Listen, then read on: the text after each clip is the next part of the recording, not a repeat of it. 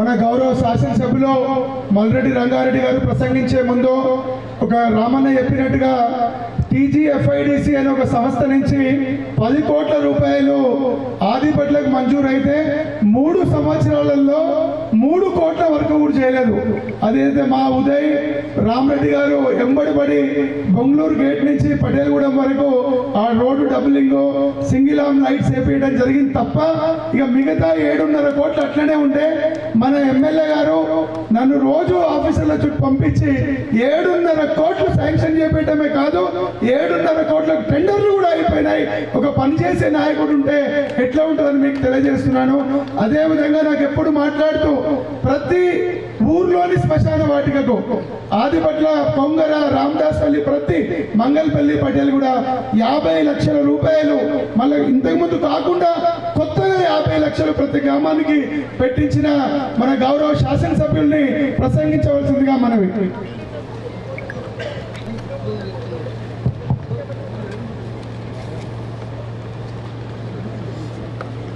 ఈరోజు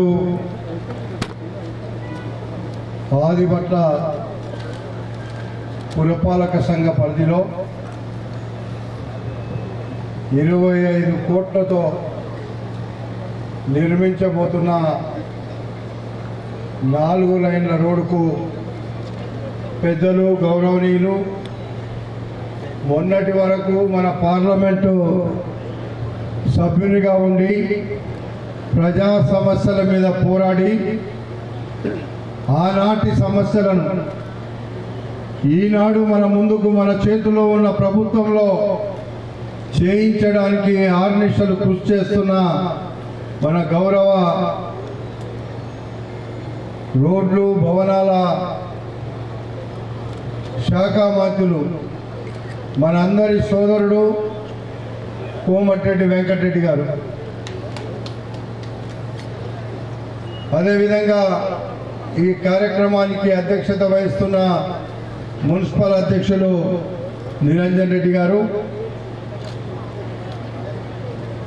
road development chairman Rama Reddy గారు, గురునాథ్ రెడ్డి గారు, శ్రవంతి గారు, లక్ష్మీపతి గారు, సి నాయక్ గారు, మార్కెట్ కమిటీ చైర్మన్ మధు గారు, భాస్కర్ గారు, బాలరాజు గారు, యాదగిరి గారు, చాలామంది కౌన్సిలర్లు ఉన్నారు. కౌన్సిలర్లందరికీ, ఇక్కడ వచ్చిన అధికారులకు, ప్రజాప్రతినిధులకు, ప్రతి ఒక్కరికి, ఇక్కడ వచ్చినటువంటి మా అక్క చెల్లెళ్లకు, మా గ్రామ పెద్దలకు, గ్రామ నాయకులకు, ప్రెస్ మిత్రులకు అందరికీ ముందుగా నా నమస్కారం.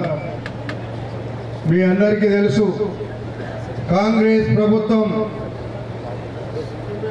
రాకముందు మేమన్నాం ఆ రోజు ప్రజల వద్దకే పాలన తీసుకొస్తాము, ప్రజల కోసమే పని చేస్తామని ప్రతి నియోజకవర్గంలో మేమందరం వెంకన్నతో సహా ముఖ్యమంత్రితో సహా మేమందరం కూడా ప్రమాణం చేసి మేము ప్రజాపాలన తీసుకొస్తామని ప్రజల ముందుకు వచ్చినాం. అందులో భాగమే ఈరోజు అభివృద్ధి కార్యక్రమాలు. అందుకే మొన్న నేను రోజంతా 2-3 గంటలు ఆదిపట్లలో ఉన్నా, నిన్న కాక మొన్ననే.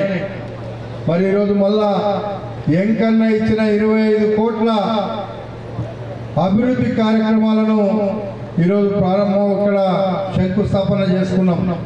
ఆ 25 కోట్లకు కేవలం ఇక్కడి వరకే వస్తుందని చెప్పిండ్రు నాకు.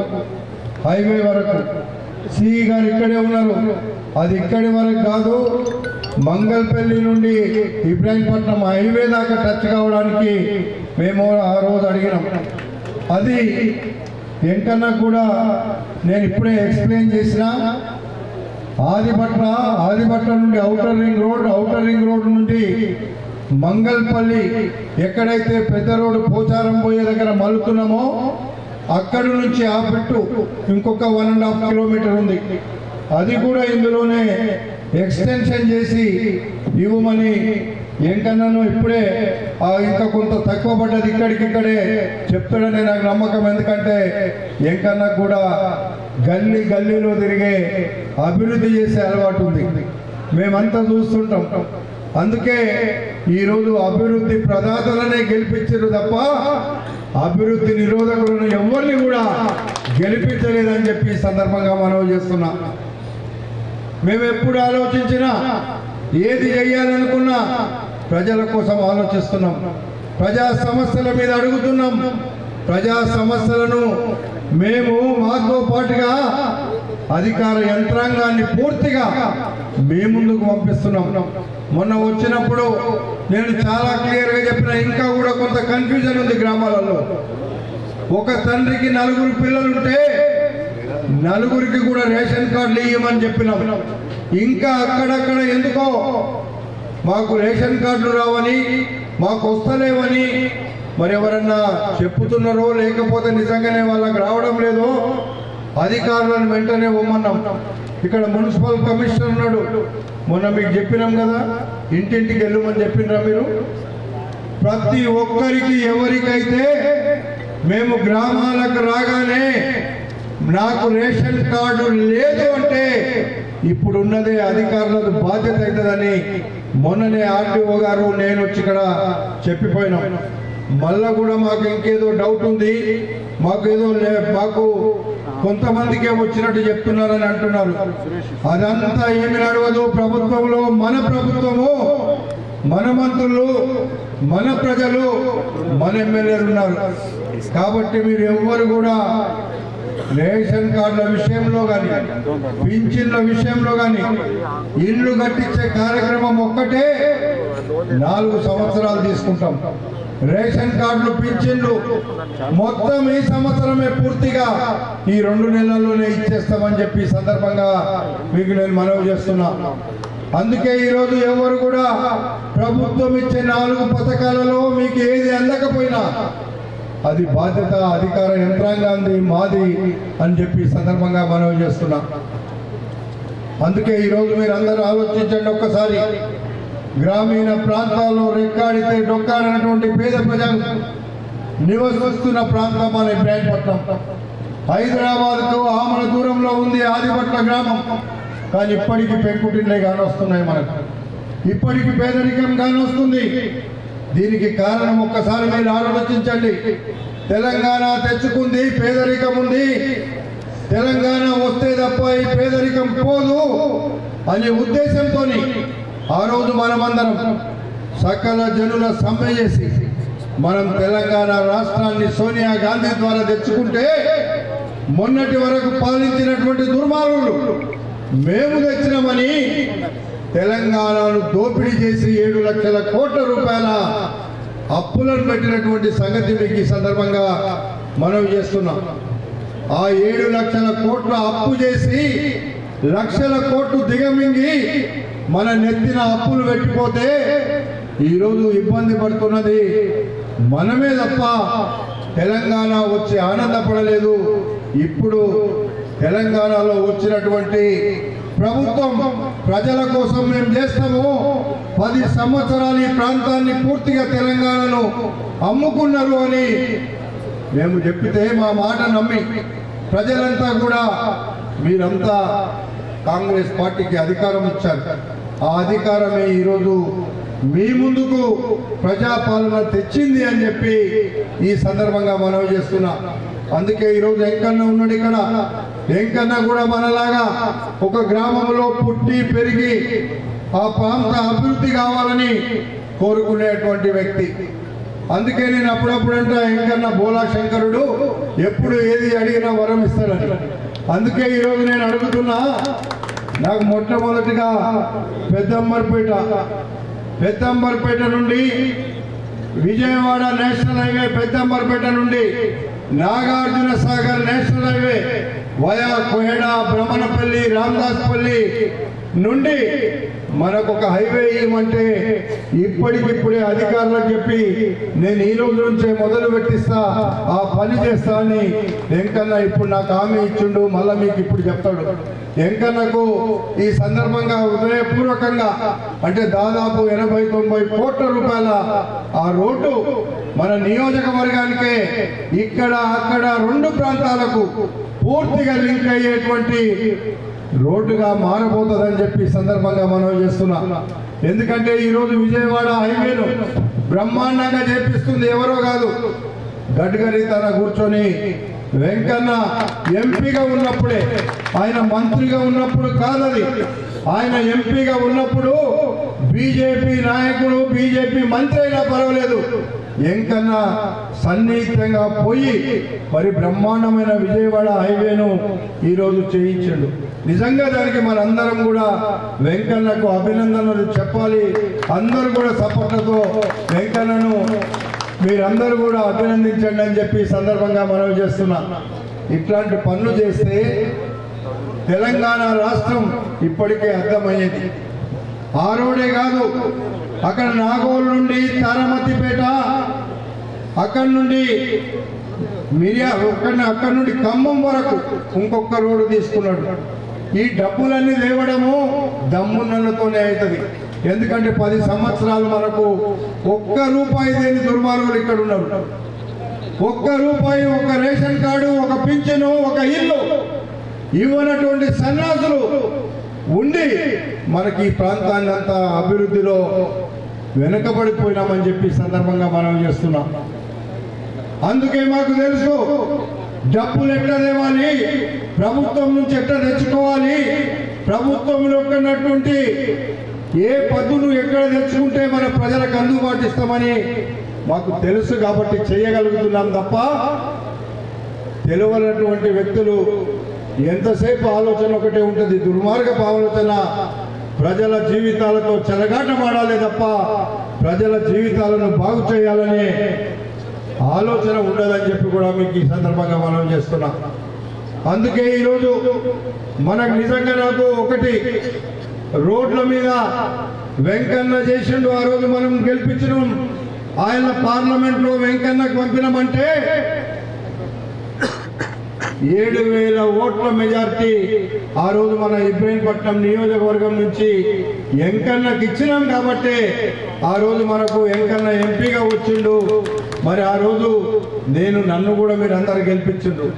కానీ దుర్మార్గులు దోచుకోవడానికి మల్రెడ్డి రంగారెడ్డి వస్తే వీలు లేదని, దోచుకోవడానికి దాచుకోవడానికి పనికిరాడు ఆయన, ప్రజల పక్షాన నిలబడతాడని గెలిచినాక 300 వేసి వాడిని గెలిపించింది.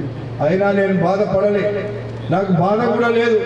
ఓడిపోయినంటే ప్రజలంతా నాతో ఉన్నారు, దొంగలారా మీరు దోచుకుంటే అందుకు వాళ్ళని 300 ఓట్లు వేసి గెలిపించిందని ఆ రోజే నేను చెప్పిన. ఇవన్నీ కూడా రాజకీయాలలో మాకు సహజంగా కానొస్తుంటాయి. అధికారం రాగానే విర్రవీగుడు, ప్రజలకు పని చేయకపోవడు. అందుకే ఈరోజు ఆ గతి పట్టింది వాళ్ళకి. నిజంగా చెప్తున్నా, మళ్ళా బీఆర్ఎస్ పార్టీ అనేది ఈ రాష్ట్రంలో ఒక్క సీటు కూడా గెలవదు అని చెప్పి ఈ సందర్భంగా మొన్న జరిగినటువంటి పార్లమెంట్ ఎన్నికలే దానికి నిదర్శనం.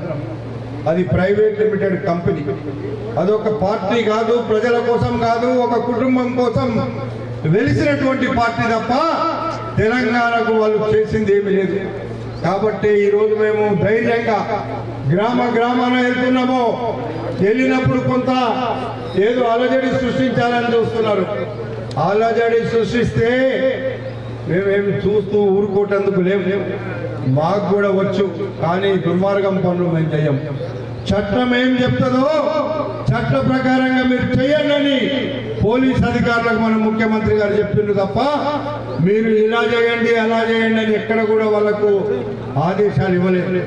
అందుకే ఈరోజు ప్రభుత్వం అంటే ఏంది, ప్రజలకు అవసరం వచ్చే విధంగా పాలించేటువంటి దమ్ము ధైర్యం ఉన్న ప్రభుత్వం మన ప్రభుత్వం తప్ప ఆలోచన లేని ఇంట్లో కూర్చొని ఫామ్ హౌస్లలో కూర్చొని పరిపాలించి పేద ప్రజల రక్తం తాగిన ప్రభుత్వం మనది కాదు అని చెప్పి సందర్భంగా మనం చేస్తున్నాం. అందుకే ఈరోజు మీ అందరినీ హృదయపూర్వకంగా అభినందిస్తున్నా.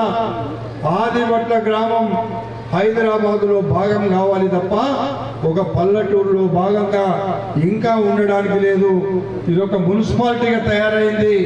ఈ మున్సిపాలిటీలో అన్ని వసతులు, ఆదిపట్ల కానీ, కొంగర కానీ, రావిరాలు ఇక్కడ ఉన్నటువంటి రామదాస్పల్లి కానీ, మంగల్పల్లి కానీ, పటేల్గూడ కానీ, ఈ గ్రామాలన్నీ బ్రహ్మాండంగా అన్ని ఏ ఒక్క అంశంలో కూడా వెనుకపోకుండా అన్ని వసతులుండే గ్రామాలుగా తయారు చేసే బాధ్యత నాది అని చెప్పి సందర్భంగా మీకు మనవి చేస్తున్నా.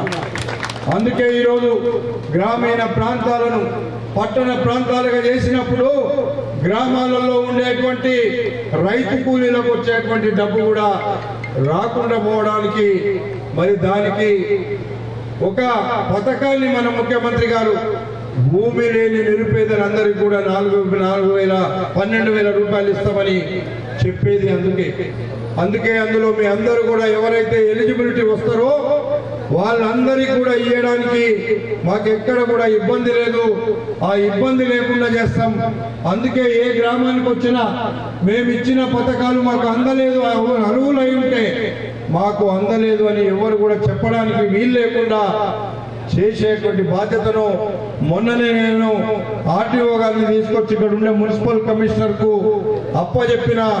ఇల్లు తిరగండి, ఎవరికి రేషన్ కార్డు లేదో, ఎవరికి పింఛన్లు లేవో, ఎవరికి ఇండ్లు లేవో తూచా తప్పకుండా తప్పులు పోకుండా అందరికీ మెచ్చే విధంగా పనిచేయమని మొన్ననే ఆదేశాలు ఇచ్చినాము. అది ఒక వారం 10 రోజుల్లో మా నోటీసులో రావాల్సిందే. మీకు అన్ని కూడా అందడానికి ఆ లిస్టు తయారు కావాల్సిందే. ఏదో 1, 2 వచ్చినాయి, మాకు తప్పులు జరిగినాయంటే ఆ తప్పులను కూడా సరిచేసి పంపమని మేము అధికారులను అడుగుతున్నాం, చెప్తున్నాం. కాబట్టి ఎవరు కూడా భయపడాల్సినటువంటి పని లేదు. ఆ విషయాల్లో ప్రజాపాలన, ఈరోజు ప్రజాపాలనలో భాగంగానే ఈ గ్రామానికి వెంకన్న వచ్చిండు. ఈరోజు మనం చూస్తున్నాం అన్ని గ్రామాలలో, అన్ని ప్రాంతాల్లో, అన్ని నియోజకవర్గాల్లో ప్రజలందరికీ ఇక్కడికి వెళ్ళి మేము చెప్తే ఇబ్రాహీంపట్నం నియోజకవర్గంలో ఇక్కడ ఏమి చెప్పినామో అన్ని గ్రామాల్లో అమలు కావాల్సిందే, అన్ని అమలు చేయవలసిందే. అధికార యంత్రాంగం అంతా వాళ్ళ ముంగిట పోవాల్సిందే అనేటువంటిది మేము చెప్తున్నాం. అందుకే ఈ కార్యక్రమంలో మరి ఈరోజు మన మంత్రి గారు ఇక్కడ వచ్చిండ్రు. ప్రజాపాలన విషయంలో కూడా అన్ని చాలా క్లియర్గా చెప్తాడు. మరొక్కసారి వెంకన్నకు హృదయపూర్వకమైనటువంటి అభినందనలు తెలియపరుచుకుంటూ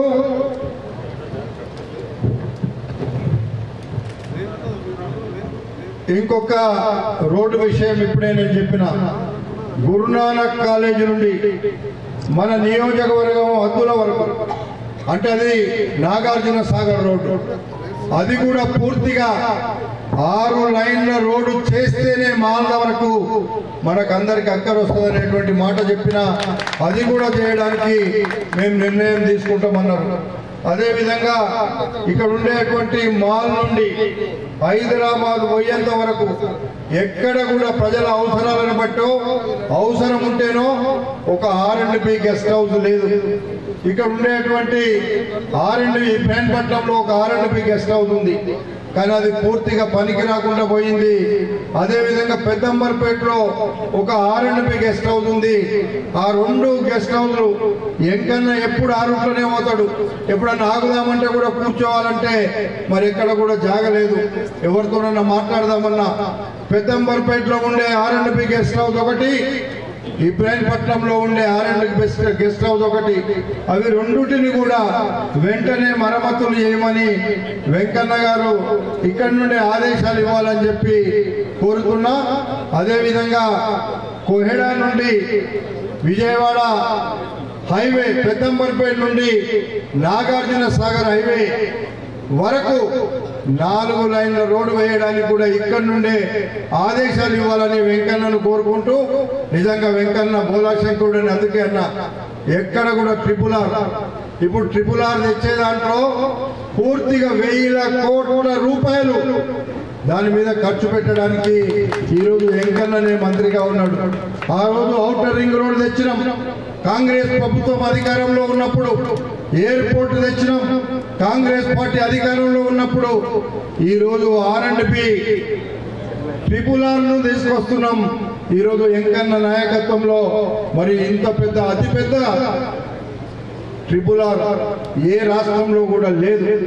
మొట్టమొదటిగా తెలంగాణ రాష్ట్రానికి RRR రాబోతుంది. దానికి వెంకన్న నాయకత్వంలోనే వస్తుందని చెప్పి కూడా ఈ సందర్భంగా మీకు మనవి చేస్తున్నా. అందుకే వెంకన్నకు ఇంకొక మనవి, ఇక్కడ అన్ని కూడా ఇండస్ట్రీస్ వచ్చినాయి. రేపే మీరు మిగతా రోడ్లు ఇక్కడ ఇంటర్నల్గా ఉన్నాయి అన్నిటిని కూడా మీరు విష్ణువర్ధన్ రెడ్డి ఎండి గారిని, టీఎస్ఐఐసి ఉంది మనకు, ఇప్పుడు అది టీజీఐఐసిగా మారింది కాబట్టి ఆ ఎండి గారికి చెప్పి మనకున్నటువంటి రోడ్లన్నీ కూడా మీరు వెంటనే వైడనింగ్ చేయమని. కొన్ని రోజులైతే నా పౌల్ట్రీ ఫామ్ కూడా మీ ఆదిపట్నంలో ఉంది, 1991 నుంచి ఉంది. కానీ టీఆర్ఎస్ వాళ్ళకు అరే కూలగొట్టి చేసుకోండి రా నాన్న అంటే ఎవరికి దమ్ము ధైర్యం లేదు. ఆ రోజు కూడా ఎవడన్నా కబ్జా పెట్టమంటే మాత్రం ముందు పెట్టేది, కానీ రోడ్లు చేయమంటేనో లేకపోతే అభివృద్ధి చేయమంటేనో చేతగాలే. మల్రెడ్డి రంగారెడ్డి చేసుకో అంటే కూడా చేసుకోనటువంటి దుర్మార్గులు వీళ్ళు, చేతగాని దద్దమ్మలు వాళ్ళు. ఆఖరకు నేనే జేసీబీ పెట్టి కూలగొట్టిస్తే తప్ప అది చేయలేదని చెప్పి సందర్భంగా మీకు మనవి చేస్తున్నా. ఇది ప్రజా సమస్యల మీద ఎప్పటికప్పుడు ఏ మూలన ఎక్కడుందో ఈరోజు నేను ప్రతి మీ గల్లీ చూడకుండా పర్వాలేదు, కానీ ఆదిపట్లలో ఎన్ని సీసీ రోడ్లు ఉన్నాయి, ఎన్ని సీసీ రోడ్లు కావాలి? ఆదిపట్ల మున్సిపాలిటీలో ఉన్న ఈ 5-6 గ్రామాల్లో ప్రతి రోడ్డు నా దగ్గర ఉంది. అందుకే ఇప్పుడే చెప్పిన, కమిషనర్ గారికి చెప్పిన, రేపో ఎల్లుండో వీళ్ళ పదవీ కాలం ముగుస్తుంది. ఈడ ఉండేటువంటి ఇంకొక 50 కోట్ల రూపాయలు ఇక్కడ ఉన్నాయి. ఆ 50 కోట్లకు ఇంకొక 20 కోట్లు పెట్టినా పర్వాలేదు, 70 కోట్లు 80 కోట్లు పెట్టి మొత్తం అన్ని రోడ్లను ప్రతి గ్రామంలో మీరు ఐడెంటిఫై చేయండి. మున్సిపల్లో ఉండేటువంటి డబ్బు మొత్తం రేపే మీరు మీటింగ్ పెట్టి, ఇక్కడ ఇంకొక మీటింగ్ వెంటనే ఒక మీటింగ్, మున్సిపల్ మీటింగ్ పెట్టి కమిషనర్ గారు మీరు వెంటనే ఇక్కడ 50 కోట్లు ఉంటే 100 కోట్ల రూపాయలు ప్రతి గల్లీలో రోడ్డు ఉండాలి, ప్రతి ఊరుకు రోడ్డు ఉండాలి, ప్రతి గల్లీలో మురికి కాలువలు ఉండకుండా మీరు పైప్ లైన్ సిస్టమ్ ఇస్తారా, డ్రైనేజ్ సిస్టమ్ ఇస్తారా? వాళ్ళకి అన్ని కలవడానికి మీరు 2 రోజులు, ఇంకా మీకు 2 రోజుల సమయం ఉంది. గ్రామాల తిరగండి, ప్రతి రోడ్డును వేసే విధంగా రేపు ఉన్న డబ్బును మొత్తం తీర్మానం చేసి ఆ కాపీని వెంటనే ఇవ్వమని చెప్పి సందర్భంగా మీకు నేను మనవి చేస్తున్నా. ఈరోజు ఏది చేసినా ప్రజల కోసం చేస్తున్నాం. ప్రజా ప్రభుత్వం ఇది మనందరి ప్రభుత్వం, ప్రైవేట్ లిమిటెడ్ కంపెనీ కాదు. ఇది ప్రజల కోసం పనిచేసేటువంటి నాయకులంతా మన దగ్గర ఉన్నారు కాబట్టి ప్రజా సమస్యల పరిష్కారమే మన లక్ష్యంగా ముందుకు పోదాం. దానికి వెంకన్న మనకు ఎంపీఏ కాదు, మన నాయకుడు, మనవాడు కాబట్టి మనందరికీ ఆయన చేతనైన మేరకు పనిచేస్తాడనేటువంటి నమ్మకం, విశ్వాసం మనందరికీ ఉంది. కాబట్టి మనకొక నల్లగొండ జిల్లా ఎట్లా చూస్తున్నారో రంగారెడ్డి జిల్లాలో మేమే ఉన్నాము, మమ్మలను కూడా అట్లా చూడమని చెప్పి మరొక్కసారి తెలియపరుచుకుంటూ సెలవు తీసుకుంటున్నా. జై హింద్.